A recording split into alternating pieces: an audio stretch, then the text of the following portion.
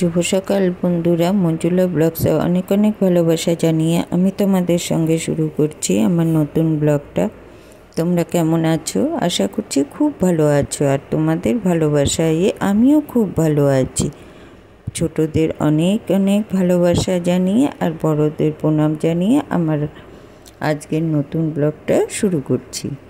তো দেখো, সবার প্রথম আমি অন্যদিন মা তুলসীকে দেখাই, আজ আমার গোপুসোনাকে দেখাচ্ছি। যেহেতু আজকে লাইট জ্বালাতে পেরেছি, জানলাগুলো খুলতে পেরেছি, তাই একটু দেখিয়ে দিচ্ছি তোমাদের সঙ্গে। তো দেখো, এই যে গোপুসোনাকে আমি স্নান করিয়ে নিচ্ছি। তার আগে কিন্তু আমার বাবা গণেশকে, ভোলে বাবা, শিব ঠাকুরকে, মানে সবাইকে, শিব বাবাকে সবাইকে স্নান করে নিয়েছে। আর গোপুসোনাও বেশ মজা করে কিন্তু স্নান করছে। তো আগে একটু ওকে মধু আর তোমার মেখে নিয়েছি চামেলি তেল, একটু মেখে দিয়ে তারপর ওকে স্নান করতে বসিয়েছিলাম। দেখো, স্নান টান করে নিয়েছে। আর এতটাই ছোট, দেখো ওর ঘাগরাগুলো কিন্তু এক পাশ দিয়ে পরাতে হয়। আমি কিন্তু ওইভাবে জামা কাপড় ওর কিনতে পারি না। তাও তো দেখো, এটাও কিন্তু বড়, কিছু কিছুগুলো বড় হয়ে যায়। তো ওকে এখন একটু সাজুগুজু করিয়ে নিয়ে কিছুই তো করতে পারি না। ওর যে ছোট ছোট হাত হয় না। তো যাই হোক, তাও তো আমার গপুকে সাজুগুজু করাতে হবে। দেখো, এখানে আমি গপুকে সাজুগুজু করিয়ে নিয়েছি। তারপর সব ঠাকুরকে পুজো দিয়ে আমি চলে গেছি সোজা রান্নাঘরে। এখানে কেটে রেখেছি কিছু আলু আর কাঁচা লঙ্কা পাড়, আর এখানে হচ্ছে তিতা করলা, মানে উচ্ছে, তো পেঁয়াজ আলু কেটে রেখেছি। তো এখন আমি বসিয়ে দেব পেঁয়াজ দিয়ে, আর উচ্ছে আলুটা ভাজা করব। তো এখানে পেঁয়াজ দিয়ে দিয়েছি আগে, কিন্তু অতটা লাল করব না, একটু অল্প অল্প ব্রাউন কালার যাতে হয় সেইভাবে ভাজা করব।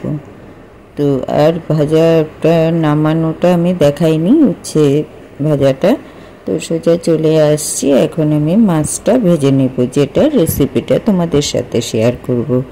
তো রুই মাছ বানাবো পাতলা ঝোল, সেটা রেসিপিটাই দেখাচ্ছি। তো প্রথমে আমি আলুগুলো ভেজে নেব ভালো করে, লাল লাল করে। তো দেখো, এখানে হলুদ লবণ দিয়েছি, দিয়ে নিয়ে সামান্য হলুদ লবণ দিয়েছি, কারণ এটা যেহেতু মশলার মধ্যে লবণটা পড়বে, যার জন্য আলু ভাজাটা কিন্তু সামান্য দিয়েছি।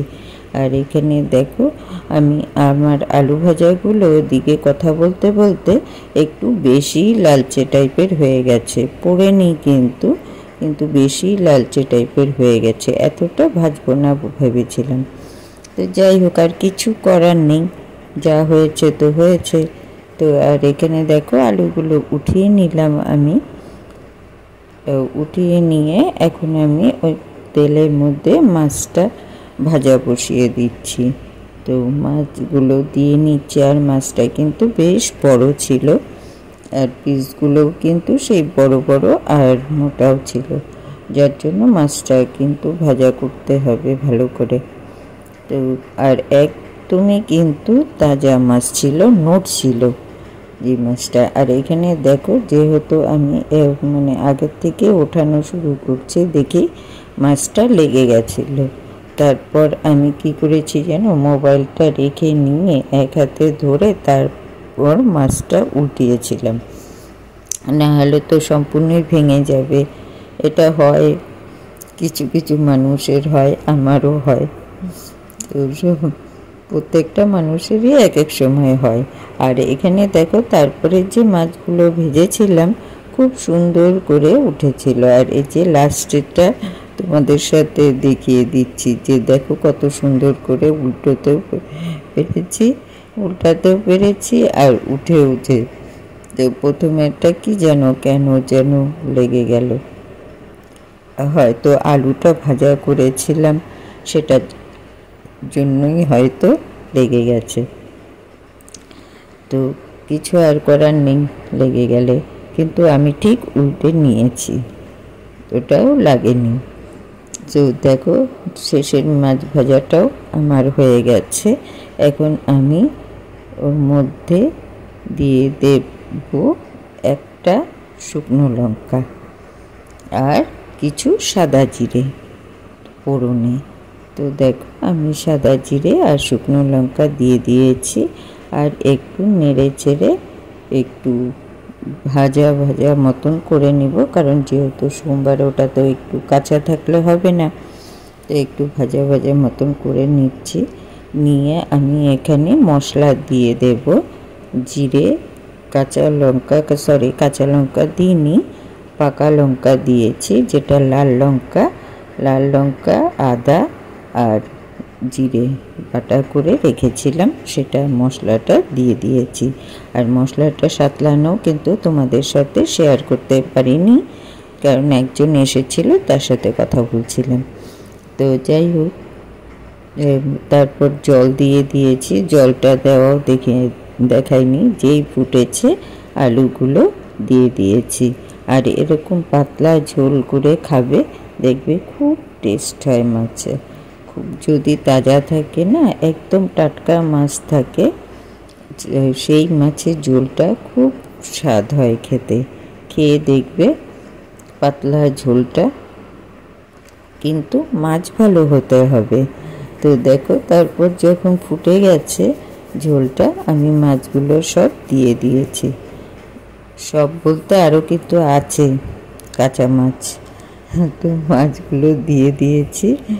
দিয়ে নিয়ে এখন একটু নাড়াচাড়া দিয়ে ঢেকে দেব। এই যে কিছু কিছু জিনিস কিন্তু তোমাদেরকে আমি দেখাতে পারিনি, যেমন ঢাকা দেওয়া, এগুলো কিছু কিছু জিনিস দেখাতে পারিনি, কেন কথা বলছিলাম। আর এখানে দেখো মাছটা হয়ে গেছে, আমি পাত্রের মধ্যে উঠিয়ে নিব, পাত্রের মধ্যে উঠিয়ে রেখে দেব। কিছুটা এই পাত্রে উঠাবো আর কিছুটা অন্য পাত্রে উঠাবো, যেহেতু রাতের জন্য। আর যে আমরা তো রাতে ভাতই খাই, যার জন্য ওটা খাওয়ার জন্য রাতের জন্য উঠিয়ে রাখবো আলাদা করে। তো দেখো এখানে আমি মাছগুলো উঠিয়ে নিচ্ছি, আর মাছের ঝোলটা খেয়ে দেখবে দারুণ টেস্ট হয়েছিল। এমনিও যদি টাটকা মাছ হয় তো সেই মাছের ঝোল খুবই টেস্ট হয়, তাই না? এটা হাতের জন্য না, বলতে পারবো না, অনেকেরই ভালো হয় রান্না, আমি জানি না আমার কেমন হয়। তো দেখো আমি মাছটা উঠিয়ে নিচ্ছি, একটু বেশি কথা বলে দিচ্ছি, আবল তাবল যা পারছি তাই বলে দিচ্ছি তোমাদের সাথে, তো একটু মানিয়ে নিও। তো দেখো এখানে আমি মাছের ঝোলটা উঠিয়ে নিয়েছি, মাছটা পাত্রে উঠিয়ে আবার কায়দা মেরে ঘোরাচ্ছিলাম, ওটা কিন্তু নড়ছিল একবারে। এমনি তো আমার হাতটা কাঁপে, তার মধ্যে আবার কায়দা মারছিলাম, যে কি যেন সুন্দরে এক বোধহয় ভালো লাগছে না, অথচ কায়দা মারছিল। যাই হোক, দেখিয়ে নিই, তোমরাও দেখো। তো এই মাছের ঝোল আমার হয়ে গেল, মাছের ঝোলের রেসিপি রুই মাছের। তো কার কীরকম লাগলো আমাকে কমেন্ট করে জানিও। আর এখানে বিকেলে চলে গেছে এক জায়গায় ঘুরতে, আর এই ঘোরার ইয়েটা দেখাতে, রাস্তাটা দেখাতে দেখাতেই আমার ভিডিওটা আমি এখানেই শেষ করব। সবাই ভালো থেকো, সুস্থ থেকো। আর আমার ভিডিওটা যে যেখান থেকে দেখছো তাদেরকে অসংখ্য ধন্যবাদ। আর একটা লাইক দিতে কিন্তু ভুলো না, এই লাইকটা আমাদেরকে অনেক উৎসাহ দেয়। শুভরাত্রি, টাটা।